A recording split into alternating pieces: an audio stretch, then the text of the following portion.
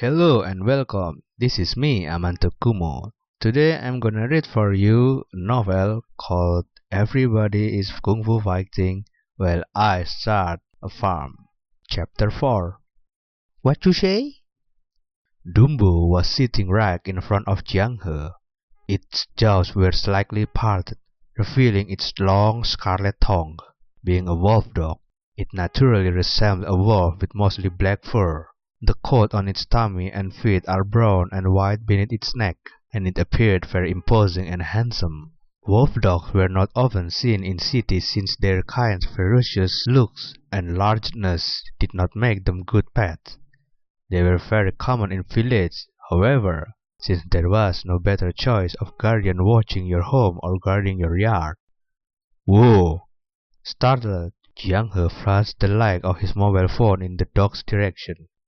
What are you doing running to my house in the middle of the night, Dumbo? The light was quite blinding. Dumbo tilted its head while wagging its tail firmly at Jiang He. In dog language, that meant a show of friendship, which was why Jiang He couldn't help laughing. You dog, smart aren't you? You run here because you miss my big cucumber, don't you? Ruff! Dumbo whimpered, and then actually nodded. Jiang He almost dropped to the ground. If Dumbo had shown that it was a smart creature by wagging its tail to extend greeting and goodwill to Jiang He, would the nodding go beyond smartness to the level of astonishment? Did the dog actually turn smart? That was Jiang He's first thought, but he soon realized what had happened. Could the revival of spirit chi allow animals to achieve transcendence?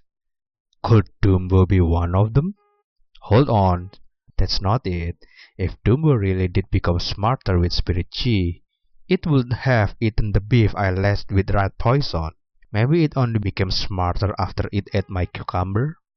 Jiang He narrowed his eyes at Dumbo then, who got chills from the stare. Its canine face actually made a very human expression then, as if it was saying, "Why are you looking at me? I will ask you a few questions. Nod if it's yes, and shake your head if it's no." Ruff! Dumbo nodded. Did you become clever because you ate the cucumber? Dumbo nodded, and then shook its head. Jiang He scolded, but just as he was about to say something, Dumbo suddenly sprawled itself over the ground, its limbs twitching while it foamed at its mouth, even whimpering several times. Jiang He understood immediately. So, you're saying that the rat poison has something to do with it? Dumbo turned around and sat down again while nodding at Jiang He. Jiang He groaned in talk. Could it be the same as two dogs' least favor? The poison was some kind of trigger? Wait, I got it! The cucumber's effect is detoxing, clearing heat, strengthening the brain and calming nerves. To put it simply, detoxing and clearing heat means to cure all poison, while strengthening the brain and calming nerves means to improve spirit. Dogs are smart in the first place. After training, they could play skateboards, push strollers, or go to supermarkets alone to buy stuff. Therefore, after Dumbo was stimulated by the poison and ate my cucumber, its intelligence was set free, and it makes sense that it's smarter now. Light bulb lit up in Jiang He's mind after a long look at Dumbo. In the future, he would definitely grow more crops that needed researching in his yard, which was why there was nothing better for Dumbo to stay and watch his house. Moreover, the theory of whether the cucumber from the system really cured all poison must be tested. Reaching out to pat Dumbo's head, Jiang He grinned. Well, since you like my big cucumber, you could stay here from now on, Dumbo. Arf! With a bark, Dumbo turned and fled. Its ears were dropping and it kept an eye on Jiang He even as it ran, its gaze being rather evasive. This dog could have known that I intend to use it for poison testing. Jiang He laughed dryly and picked up a stick beside his orchard, measuring it with dark smile. Running away after eating my cucumber? I'll break your legs if you run!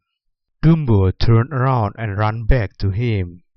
In turn, Jiang He drew out a cucumber, snapped off a third of it and threw it to Dumbo, saying, "Watch over this place. This could be your making. Legends speak of a black emperor, the king of all dogs who once ruled the skies and the earth. You just might be the next." Dumbo's eyes sparkled even as it wolfed down the cucumber. "Ooh! How annoying! If I am to be the king of dogs, what name should I take? Jiang He watched as the dog grinned stupidly and quietly cursed that it had really gained human wisdom, before remembering something else.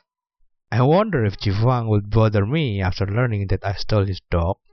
Returning to his room, Jiang He picked up his phone and browsed through any related videos and posts on the web, but just like before, many videos and posts were 404 as soon as they appeared. Still, there was one post that caught his attention. Wolfpack spot near Mount Tatong.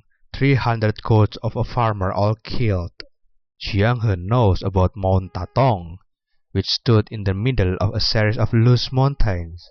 It was over 300 miles away from Lingzhou and within the borders of Tonyuan, which belonged under the same jurisdiction of Tongxin County like Lingzhou. The farmers living there were undergoing environmental migration over the last few years, moving their entire village out to the city and around it. What was left were mostly goat farms.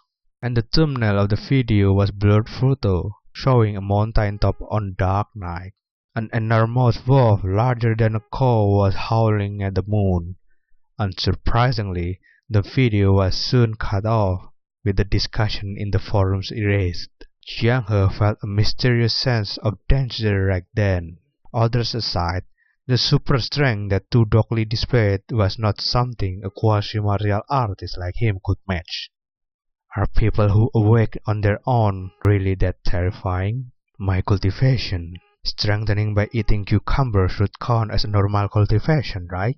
His thoughts were a mess, and only dozed off groggily at 1 in the morning. At the same time, on a paved road that went straight up a mountain on the east end of Jinyinten village. While it was called a mountain, it was no more than a slightly elevated location than the village. Jinyinten village was itself a nearest city and situated on a flat land, which was quite even and different from the mountain ravines of the lowest plateau. There were many farmlands and cornfields on the mountain, the latter of which was brightly lit with many large trucks driving in and out of the area. Toward the end of August, the corn in the fields were mostly ripe. It was a delightful sight to see rows of heavy corn ears dangling over the ground, which was the right time for various major farms and breeders' union for silage.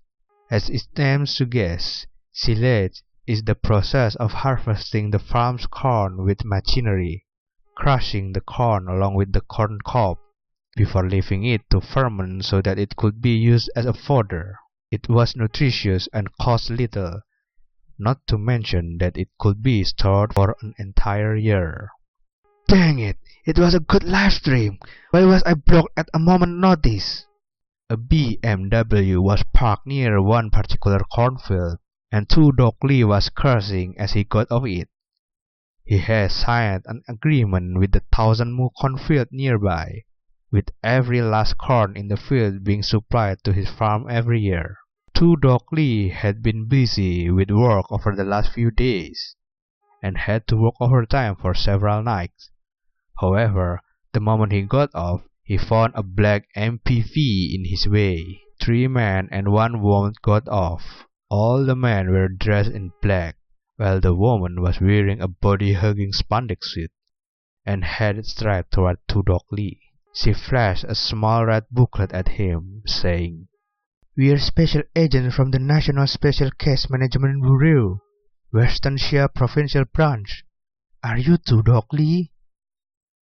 Tu Dokli did a double take before asking in his thick Spey accent, "What you say? Repeat that? I didn't quite catch that." That was the end of chapter 4. Hope you enjoyed. Please support me by keep watching the other podcast. Thank you. See you soon.